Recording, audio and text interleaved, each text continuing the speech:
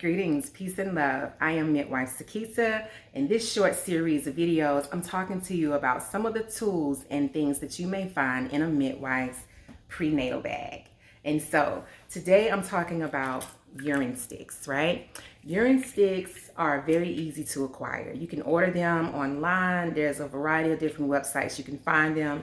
You can even find them locally at your smaller mom and pop type pharmacies. They sometimes will carry urine sticks as well. It's a skill set that I truly believe that everyone should have. You should understand what your urine looks like and understand some of the components that show up in larger amounts in your urine, because it can be connected to something more serious in your body, which is why midwives typically will be checking urine. And if you're an expecting person out there, I'm certain that you are familiar with filling up the pee cup in the bathroom and leaving it behind for someone to check your urine. And unfortunately, most of the time when they do check your urine, they're not necessarily telling you what they're looking for, and they're not necessarily telling you the amount of elements that they may find in the urine. And so that's what I would love for you to understand on your own. Again, a pack of urine sticks is like anywhere between $15 to $20. They can be as high as $30. They typically come about 100 sticks to a bottle. One bottle can last you upwards of 90 days, right? Some a little bit less, but on an average about 90 days or so. It's a good idea to write on your bottle. Mine's kind of wiped off, my bad. But it's a good idea to write the date on your bottle when you actually open them. Understand that urine sticks are sensitive to heat and they're sensitive to too much light. And so I will take out one just to show what they actually look like and to give you an idea of what we do with them, right? And so this is a urine stick. Oops, turn it the wrong way. This is a urine stick, right? So you get to kind of see the indicators on there.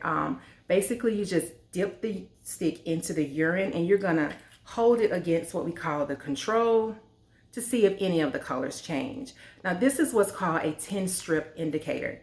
Now, personally, I'm not necessarily looking at all 10 things. If some of them show up out of the normal range, then I will discuss that with the mother. But in most cases, I'm looking at about 5 different indicators on here.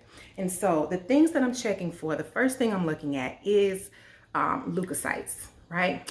If your body is spilling an excessive amount of leukocytes into your urine, then you're probably dealing with some type of reproductive infection, right? Something down in the reproductive area. It could be a urinary tract infection. It can be bacteria vaginosis. It can be candida or a yeast infection. It can even be an STI, right? Or STD, whichever one you call it. But nonetheless, the stick is not going to tell me exactly what it is. It just tells us that something's going on. There's an excessive amount of leukocytes in the urine.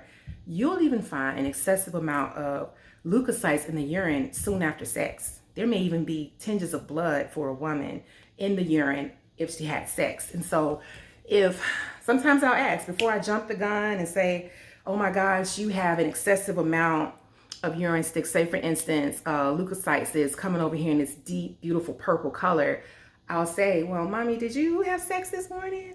Did you have sex last night? Because, you know, your white blood cells is going to protect you even from your partner, whether there's disease there or not. It's a self-cleaning organ. The yoni is just amazing at cleaning itself. And so those white blood cells just help to achieve that. And so that's one of the things that we're looking at. We're looking for leukocytes. The other thing that we're looking at, for me, if I fast forward down, I'm going to look at proteins. Proteins tend to show up in the urine, especially with hypertension, right? And so if a mother is dealing with elevated blood pressures, elevated proteins in her urine, and then there's also swelling in her feet, ankles, hands, face, somewhere on her body, these are classic signs of preeclampsia, right? I know y'all hear that floating around a lot now, preeclampsia, right? So these symptoms are actually treatable. And I have had great results in treating these symptoms. And we'll talk about that in another video. But nonetheless, protein, that's one of the things that we look for. Proteins can also show up with gestational diabetes. They might have an excessive amount of proteins in their urines there as well. But nonetheless, those are things that we're looking at.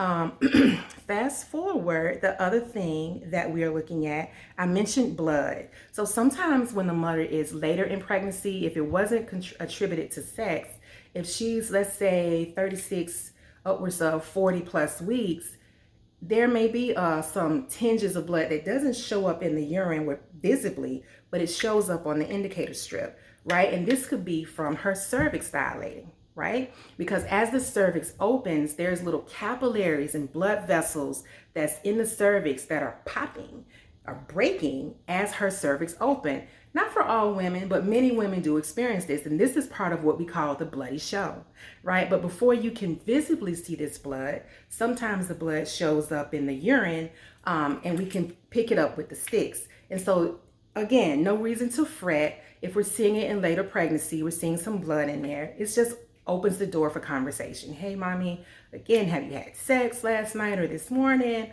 Or, well, hey, we're closer to 38 weeks. We might be having a baby any day now. I'm not going to alarm her for just a little trace or a little bit of blood in her urine. If there were, her labs came back and showed that she was dealing with some kind of STI and now we're seeing blood, then yeah, that's going to cause a different conversation. But ultimately, a little bit of blood showing up in late pregnancy is actually quite normal. Okay, and so the next thing we're looking at on here is ketones, right? Ketones. Ketones is that magenta looking color, right? Down here at the bottom, the third one up. Ketones, they definitely show up with gestational diabetes. Okay, you got gestational diabetes, your body's gonna start spilling some ketones into the urine. We also see an excessive amount of ketones with malnourishment, right? So mama, if you are not eating well, if you're not feeding your baby for whatever reason, sometimes mamas just say, I'm not hungry. But guess what? You have to eat in order to want to eat. Just like with water, you got to drink water to want to drink water, right? In order to build up a craving for it, because the body is so magical. It's so amazing. If you don't feed it, your body will say, okay, we're in a drought, and it'll just go into surviving on the reserves. But we don't want to do that in pregnancy. We want to feed this baby because we're co-creating the whole well-being and health of this baby and yourself. And so you want to make sure that you are feeding yourself and your baby the optimal nutrition, right? And so that goes with a really, really, really, really good, potent, plant-based prenatal vitamin that you want to take, not that synthetic garbage that your body is not going to metabolize.